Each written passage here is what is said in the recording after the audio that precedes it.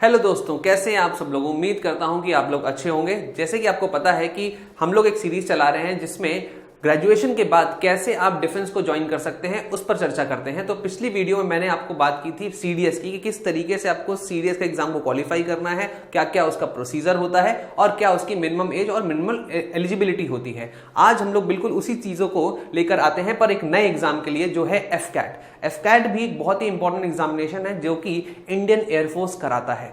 Indian air force में flying officer की post पाने के लिए आपको एफकैट का एग्जाम देना होता है। इसमें आपकी टेक्निकल और नॉन टेक्निकल, जिसको ग्राउंड ड्यूटी भी कहा जाता है, ये दोनों पोस्ट होती हैं। तो चलिए शुरू करते हैं अपना वीडियो।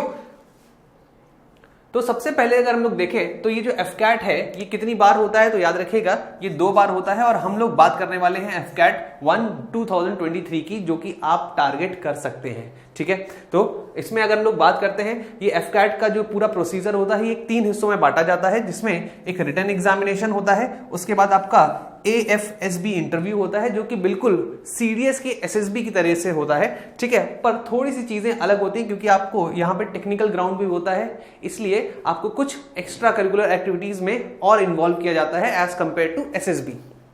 इसके बाद आखिरी होता है आपका डॉक्यूमेंट वेरिफिकेशन। तो चलिए आप बात करते हैं कि इसमें इसकी क्वालिफिकेशन कितनी होती है या एजुकेशन क्वालिफिकेशन कितनी होनी चाहिए आपके इस एग्जाम के लिए। तो पहली चीज, क्योंकि हम लोग ग्रेजुएट्स की बात कर रहे हैं, तो यहां पर ग्रेजुएशन में अगर हम लोग बात करते हैं तो आपके पास 60% होना ही होना चाहिए।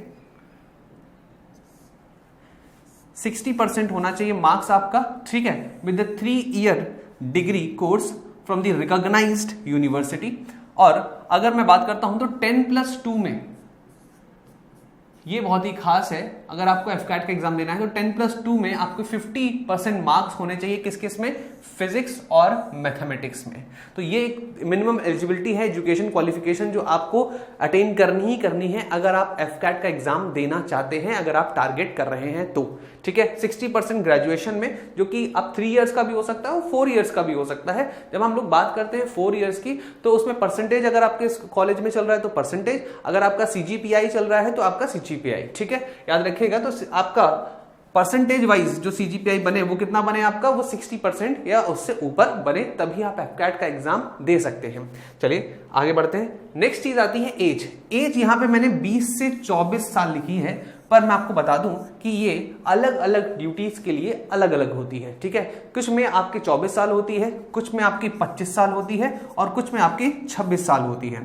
पर अगर देखा जाए तो ऑन एन एवरेज ज्यादातर ड्यूटीज में आपके 25 साल, और वो भी खास है अनमैरिड होना जरूरी है, मैरिड नहीं हो सकते। अगर मान लीजिए कि कोई किसी का जो विवाह है या मैरिज है वो जल्दी हो गई और डाइवोर्स मिल गया, तो भी यहां पर एलिजिबिलिटी नहीं होती है, इस बात को ध्यान रखिएगा। तो 25 आपका अनमैरिड, 24 अनमैरिड, 25 अनमैरिड, और उसके बाद कुछ ड्यूटीज ऐसी होती है जिसमें 26 को भी लिया जा सकता है। ठीक है, इसके बाद आगे बढ़ते हैं।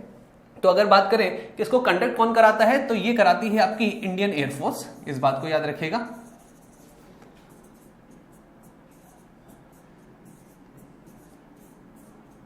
ठीक है, इंडियन एयरफोर्स कराता है। और इस एग्जामिनेशन का नाम क्या होता है? इसका एग्जामिनेशन का नाम है एयरफोर्स कॉमन एडमिशन टेस्ट, जिसको हम लोग शॉर्ट फॉर्म में बोलते हैं एफकैट। इसके बाद ये कितनी बार होता है साल में, तो याद रखिएगा ये 2 बार होता है साल में। और यही खास होता है आपके डिफेंस एग्जामिनेशन में। जैसे कि आपको पता है कि सीडीएस का एग्जाम भी साल में 2 बार होता है और ये एफकैट का एग्जाम भी साल में 2 बार होता है। ठीक है, और आमतौर से इसका नोटिफिकेशन जो अभी 2023 का आएगा वो नवंबर-दिसंबर में आएगा। तो और इसका एग्जामिनेशन उसके लगभग 3 से 4 महीने बाद होगा। तो इसका मतलब है कि आपके पास एक अच्छा खासा टाइम है जिससे कि आप एफकैट को टारगेट कर सकते हैं और उसको क्वालिफाई भी कर सकते हैं। ठीक है, इसके बाद अगर राउंड की बात की जाए तो भाई सीधी सी बात है, ये 3 राउंड्स होते हैं इसमें। सबसे पहला होता है आपका रिटन एग्जामिनेशन, उसके बाद आपकी AFSB होती है जैसे कि मैंने बताया था, और फिर बाद में आपका मेडिकल प्लस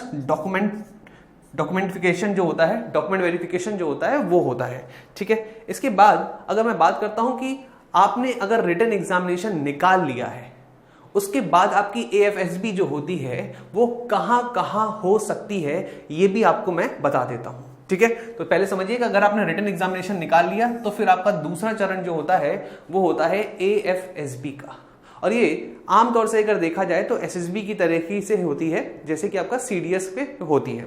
ये कहां कहां होती है? आपकी मैसूर में होती है, ठीक है, देहरादून में होती है, वाराणसी में होती है और गांधीनगर में होती है।